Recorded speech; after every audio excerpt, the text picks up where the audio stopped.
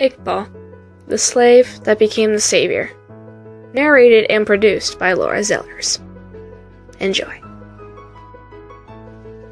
Imagine, if you will, working in a hot, dirt-covered room with no AC, and you couldn't stop working to grab a nice, cool drink of water. Imagine having to work in a small place, hunched over all day, and you couldn't stop to stretch for a bit. Imagine working long hours every day, but only being paid 1 cent a day. This was the life of many boys and girls who were sold into slavery by friends and family. However, this is the story of one such boy, who, despite the harsh conditions, changed the world. Iqbal was born in 1983 to Saif Masai and Inyet Bibai. Iqbal was born in Murdaik, a small rural village outside of Lahore in Pakistan.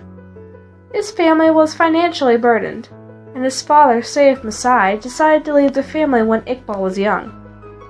Iqbal's mother, Inyet, worked as a door-to-door house cleaner, but found it difficult to make enough money to feed all of her children on her small income. While his mother was away at work, his older sisters would take care of him. In 1986, Iqbal's older brother was to be married, and the family had to pay for the celebration. In Pakistan, marriages are a very big deal, and the family of the groom is required to pay for all of it. Because the family was already in debt, Iqbal's family borrowed 600 rupees, or about $12, from Hussein Khan, who owned a carpet weaving business. The debt made by the loan required that Iqbal weave carpets 12 hours a day, receiving 1 rupee for a full day's work. Sadly, this was true for many children who were sold by their friends and family into slavery.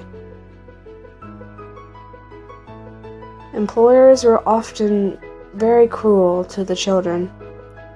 They made them work from dawn till dusk, and often did not pay them well.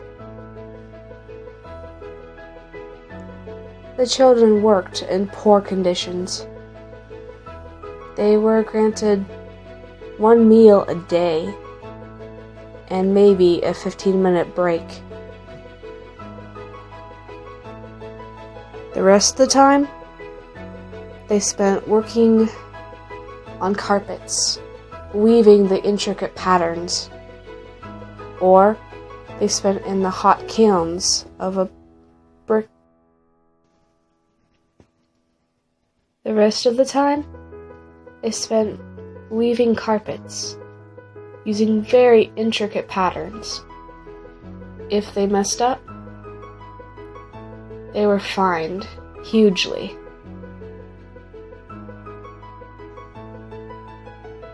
Other children worked in brick factories. They often spent hours in the hot kilns, and if they messed up making the bricks, they too were also fined what the bricks were worth. And sadly, some of the children, mostly the girls, were often molested by their male employers, and sometimes they were even made houseworkers by their female employers on top of their carpet weaving or brick making.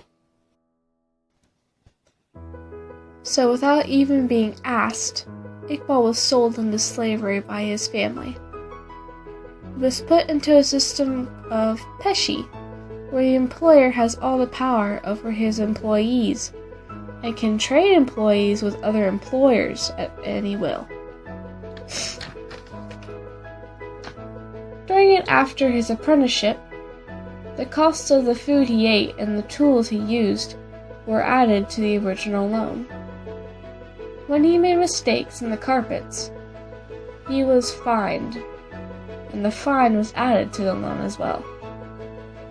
In addition to these costs, The loan grew even larger because the employer added interest. Over the years, Iqbal's family borrowed even more from the employer, which was added to the amount Iqbal had to work off. By the time Iqbal was 10, the loan had grown to 13,000 rupees, or $260.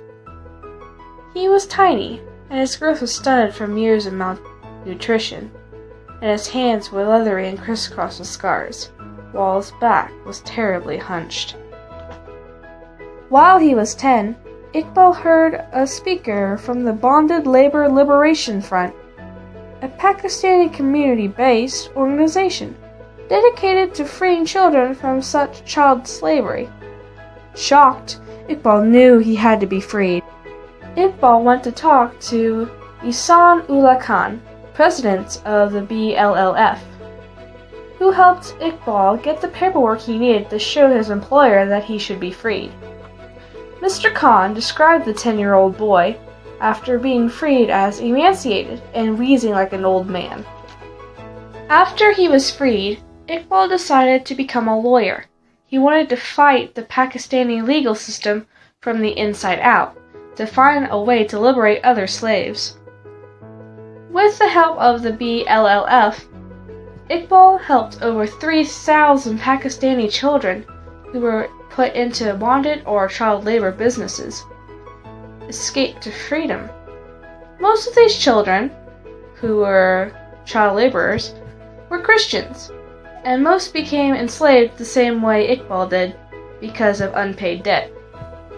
Iqbal was also a Christian, so he felt a certain responsibility to help free the others. After Iqbal freed the child laborers, many businesses went bankrupt because they relied on the cheap child labor. Soon Iqbal began to receive death threats from the carpet industry. On Sunday, April 16, 1995, Iqbal spent the day visiting his family for Easter.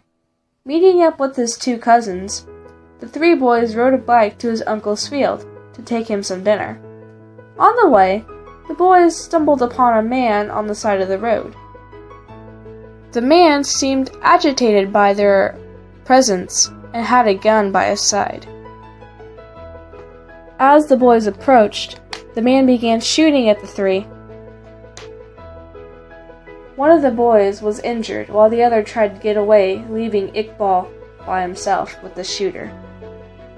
Iqbal, having no other choice, fled, but was soon shot in the back and died instantly. "We know his death was a conspiracy by the carpet mafia," said Hussein Khan after his death. Thankfully, the man who shot Iqbal was soon arrested and charged with his murder. However, the police believe that the murder was part of a master plan. Finally, a quote by Iqbal Masai.